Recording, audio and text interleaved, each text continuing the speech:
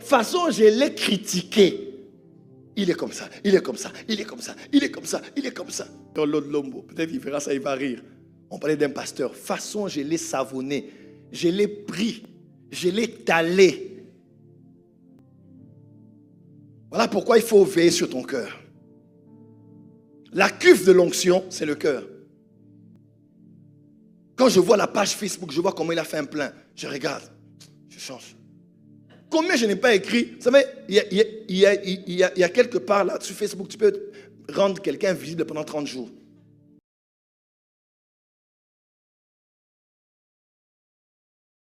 Voilà pourquoi il faut veiller sur ton cœur. La cuve de l'onction, c'est le cœur. La force de la spiritualité, c'est dans l'état du cœur. L'esprit de mort va chercher. Quand il voit qu'il y a la lumière sur toi, la prière sur toi, la joie sur toi, il sait que lui, c'est quelqu'un de difficile.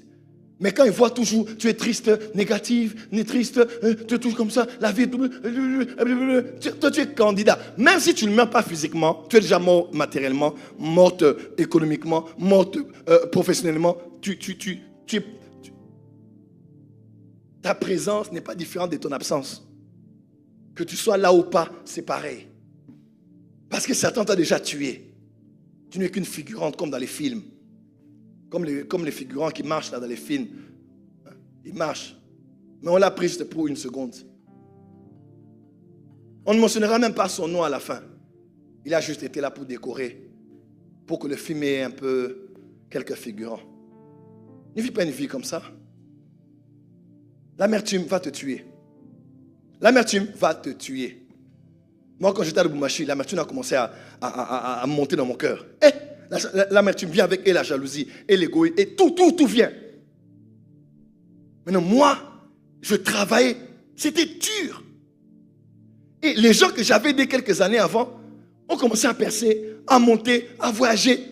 Et puis moi, j'étais à Lubumbashi, je travaillais, c'était dur. J'aime Dieu, je ne crois pas que j'ai un bon cœur, mais je fais un effort quand même. Je ne suis pas jaloux, je ne suis pas envieux, j'aime pas. Je n'ai pas ce cœur-là. Mais je me suis vu pendant une saison où, quand on cite un homme de Dieu qui a fait telle chose dans tel pays, je disais c'était bien. Mais, quand je vois la page Facebook, je vois comment il a fait un plein, je regarde, je change. Combien je n'ai pas écrit? Vous savez, il y a quelque part là sur Facebook, tu peux rendre quelqu'un visible pendant 30 jours sans le bloquer. Et après 30 jours, quand ça réapparaissait, j'ai enlevé, je nextais. Puis je dis, mais Joël, tu n'es pas comme ça. Tu n'es pas comme ça, Joël. Ça, c'est pas toi. Et pourquoi? Parce que je commençais à dire, c'est sa faute. C'est leur faute à eux. Parce qu'ils ne m'ont pas aidé. Parce qu'ils ne m'ont pas soutenu. J'étais là pour eux, mais ils n'ont pas été là pour moi. Jusqu'au jour où je me suis dit, hey, come on, man. Come on, man.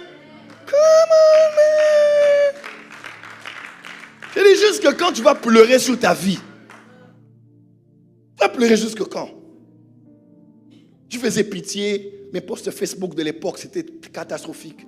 Tu sais, quand quelqu'un est dans la joie, il ne poste pas de vrais statuts. Hein? Quand on est dans la joie, on n'est pas trop inspiré. On n'est inspiré que sur les images. Mais quand on souffre, façon, on écrit des poèmes. Non, je dis la vérité. Quand tu vois quelqu'un qui poste beaucoup, soit il est inspiré par l'esprit pour les textes bibliques, soit il a un problème, soit un goumin. Goumin gospel. À développer des phrases existentielles, des questions existentielles de la vie. Théosophiques, théologiques. Parce que tout ça, tu souffres. Pas si elle est qui. Je parle même un peu en lingala. Et je me suis dit, Seigneur, non. Je ne suis pas jaloux. Moi, je ne suis pas comme ça. Moi, j'aime le corps de Christ. Moi, j'aime Jésus. Moi, j'aime que les autres montent. C'est leur temps. Gloire à Dieu. Mon temps arrivera aussi. Et mon temps est arrivé, je suis là. Dis amen bien là où tu es. Donne-moi un amen bien là où tu es. Ce soir, on va prier. Mais le Saint-Esprit a voulu nous enseigner. Il y a des choses profondes dans nos cœurs qui peuvent nous empêcher à. Libère ton cœur. Libère ton cœur. Il y a des gens que je dois libérer. Libère-toi. Je dis libère-toi. Libère-toi. Il y a des noms, lorsqu'on les cite, tu es irrité. même en souriant. Il y a des personnes, lorsque tu tombes sur Internet, tu es en colère. C'est qu'il y a quelque chose en toi qui n'a pas encore été traité. Il est temps de dire au Saint-Esprit, Saint-Esprit bien-aimé, retire ça de mon cœur. Et heureux ceux qui ont le cœur pur car ils verront le Seigneur. On le verra là-bas, oui, mais ici aussi, il faut qu'on le voie dans nos vies. Mais la pureté du cœur et l'écosystème que l'on prépare pour voir Dieu se manifester dans nos vies. J'ai dit, Saint-Esprit, enlève-moi ça, enlève-moi ça. J'ai dit, je ne ferai plus de commentaires négatifs sur les gens. Parce que de toute façon, je parlais, et je me suis vu une fois, je suis avec le pasteur Lord Lombo, peut-être qu'il verra ça, il va rire. On parlait d'un pasteur, de toute façon, je l'ai savonné, je l'ai pris, je l'ai talé. J'ai mis du vinaigre sur lui. Je l'ai assaisonné. Je l'ai coupé. Je l'ai donc, de toute façon, je l'ai critiqué. Il est comme ça, il est comme ça, il est comme ça, il est comme ça, il est comme ça. Quand j'ai fini, je suis rentré. Tu sais, beaucoup de gens n'aiment pas être seuls. Hein? Parce que leur conscience est face à face. Et face à eux, juste là sur le lit. Et j'ai dit, Saint-Esprit, c'est pas moi ça. Je ne fais pas des choses comme ça. C'est pas moi. Non, ça, c'est pas Joël Francis, c'est pas moi. Moi, j'aime le corps de Christ. Moi, quand on me fait du mal, gloire à Dieu. J'ai dit, Joël, tu dois arrêter avec ça. La seule, elle est belle, hein. Elle est belle, mais jalouse que tu es, va. Jalouse. Jalousie.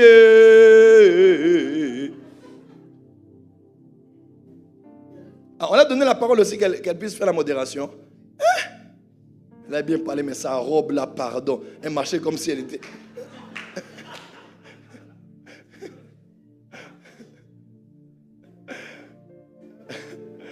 Qui est béni ce soir? Dis, Seigneur, purifie mon cœur. Dis avec moi, purifie mon cœur. C'est quand on parle de la crière. Hein? La crière, c'est ça aussi. Seigneur, miséricorde, aide-moi, Seigneur. Délivre-moi de ces sentiments qui sont en train de me ronger. Purifie mon cœur, aide-moi à pardonner. Parce que si tu ne pardonnes pas, en tout cas, quelqu'un est emprisonné dans ton cœur. Et à ta grande surprise, la personne que tu as emprisonnée, ce n'est pas celle qui t'a fait du mal, mais c'est toi-même qui es dans la prison. La personne qui t'a fait du mal ou avec qui vous avez un problème, continue de faire sa vie. Hein. Enfin, elle ne s'occupe même pas de toi. Mais elle a logé dans ta tête, dans ton cœur. Tu fais tout en fonction d'elle.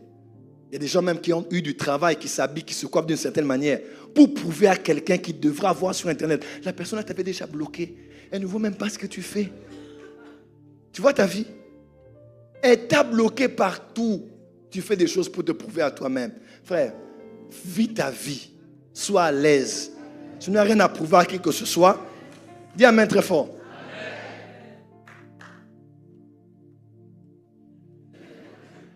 À quand date ta dernière relation?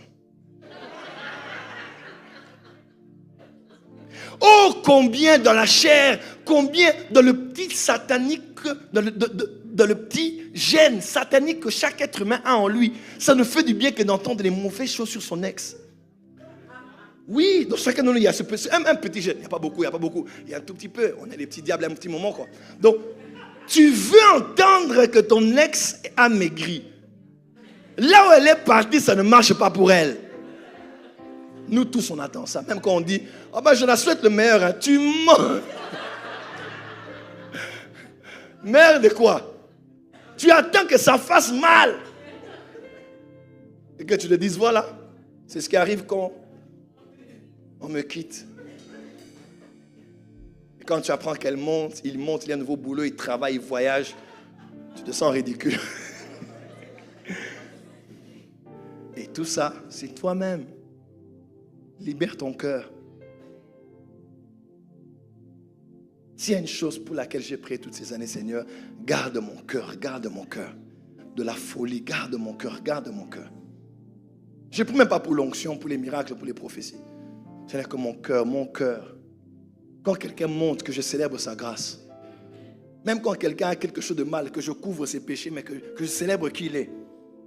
Et ce sont mes valeurs de toutes ces années jusqu'à aujourd'hui. Je ne me verrai pas attaquer les hommes de l'audio de la chair. Ce n'est pas ma manière de faire. Ou alors en secret, quelqu'un veut entrer, j'ai l'opportunité de le casser et je le casse pour fermer la porte. C'est pas moi. Et Dieu aime ça. Ce soir, on va prier, oui. Mais il y a un travail qui commence à se faire dans ton cœur dès ce soir.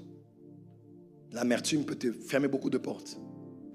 Et à la fin, quand ça commence à pousser des rejetons, quand ça vraiment s'infecte, tu peux devenir malade.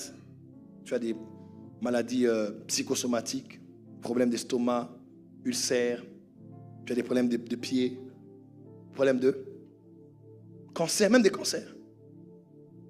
Problèmes d'yeux, maux de tête chroniques, tension. Et tu te fais du mal. C'est vrai. Ce qu'on t'a fait subir est injuste. Et moi qui ai subi beaucoup de choses, je ne peux même pas te juger parce que tu as mal. Je n'ai même pas le droit de dire un mot au sujet de ta peine. Avoir mal, c'est un fait. Mais entretenir le mal qui est en toi, c'est prendre un poison et prétendre guérir à la suite. On ne guérit pas en prenant un poison. On se fait beaucoup plus de mal. Tu es en train de te détruire là où tu es, mon frère, ma soeur. Et ça sont les accès. Et tu sais, Paul dit avant, il dit, mais tu es triste le Saint-Esprit. Il n'est pas attristé que par l'impudicité ou autre. Il est attristé quand il y a l'amertume. Il n'arrive plus à être à l'aise dans ton cœur parce qu'il y a trop de mauvaise énergie. Un sentiment qui est un sentiment mixte. C'est un sentiment qui est le mélange de plusieurs autres sentiments. Et quand tu vis avec ça, une semaine, 2 semaines, 1 mois, 2 mois, des années, tu te fais du mal. Tu te fais du mal toi-même. Je suis passé par là. Mais j'ai appris à pardonner. Je suis allé aider des gens qui ne méritaient même pas mon aide, mais qui m'ont fait du mal. Je suis allé les aider. J'ai soutenu des gens dans des temps difficiles qui n'auraient jamais fait, même pas fait ça pour moi, même pas en penser. Parce que je m'étais dit de pardonner. Je reparle avec des pasteurs, avec des amis, avec des ex-fils qui m'ont fait du mal. Étais-je parfait dans tout ce qui s'était passé? Pas forcément. Mais l'histoire le sait, j'ai subi beaucoup de choses. Mais aujourd'hui, là, j'ai pardonné. Parce que je suis un enfant de Dieu. Et je ne vais pas rater le ciel. La haine est un sentiment trop lourd à porter. Tu es encore trop jeune comme ça. Tu n'as même pas 30 ans. Mais tu es dans ton cœur, si tu parles de tes problèmes, c'est tellement fort. Nous sommes à un jeudi de prière des combats. On ne peut pas aller en guerre avec de telles émotions. Ça va te détruire. Aujourd'hui, je peux témoigner par la grâce de Dieu. Mon cœur est libre. Mon cœur est libre. Ça m'arrive d'être blessé, d'être heurté, mais j'ai un cœur libre aujourd'hui. Je me suis libéré de tout. Je dis, j'aime Jésus, j'aime le corps de Christ. Est-ce que les soucis arriveront? Les soucis arriveront toujours, mais il faut avancer. Est-ce que quelqu'un est prêt à avancer ici? Je ne sais pas qu'est-ce que ce message a créé, mais je sens que dans l'atmosphère, le Saint-Esprit est allé un peu quelque part où on n'a jamais voulu laisser entrer quelqu'un. Et le Saint-Esprit voit ton cœur et il veut que tu règles ça. N'entre pas en novembre avec de telles énergies dans ton cœur. Parce que tu iras en guerre et le combat spirituel est sans pitié. Mais il ne faut pas que l'ennemi retrouve ses sentiments en toi. Il va trouver un accès pour te toucher. Que Dieu bénisse sa parole. Est-ce qu'on peut être debout? On va prier.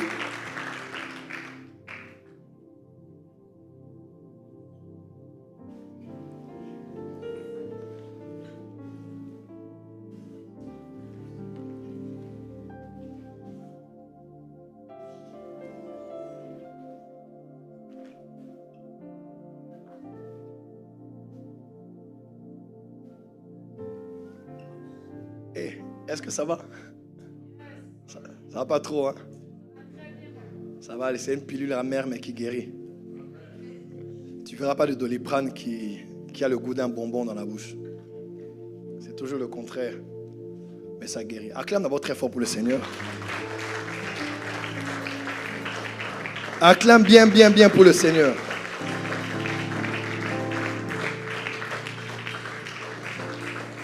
Acclame bien, bien, bien.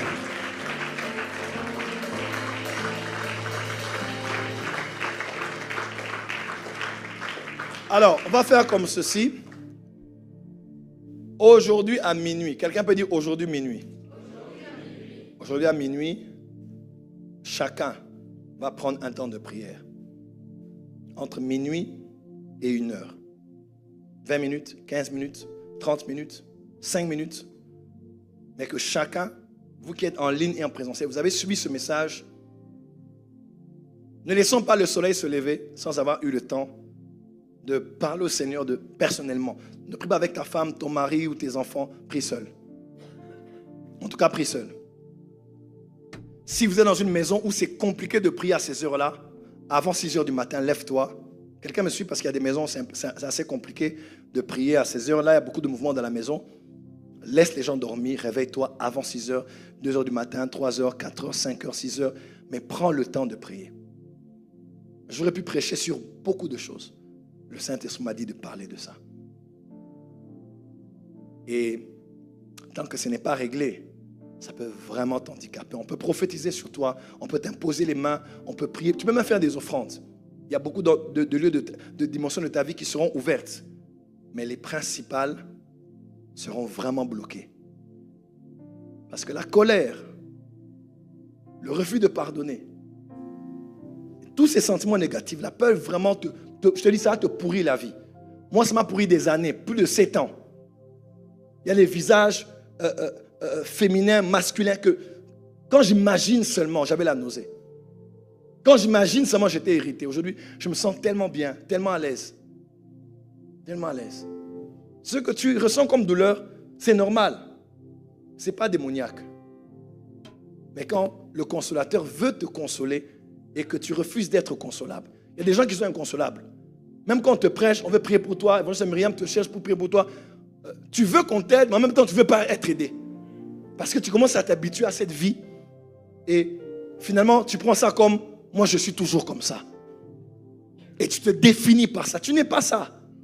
Tu n'es pas ça. Tu es fille de Dieu. Tu es fils de Dieu. Et le Saint-Esprit habite en toi. Le fruit de l'Esprit doit s'exprimer par toi.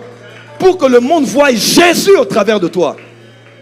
Tu as une famille à gagner, tu as une mère, un père, des frères et sœurs à gagner, tu as un entourage à gagner. Tu ne peux pas les gagner avec autant de mauvaises énergies autour de toi. En tout cas, ce culte, c'est un culte spécial. C'est plus qu'un culte où il y a des démons qui sortent ici. Parce que des fois, les démons partent, mais quand ils voient l'amertume, ils retournent calmement. Parce que l'amertume, c'est vraiment un lit bien douillet sur lequel ils se posent. Il est temps de renoncer à cette colère, à cette rage que tu as, à cette peine que tu as, que tu pardonnes. Ça ne se terminera pas le même jour, mais c'est une décision ferme d'avancer qui fera la différence.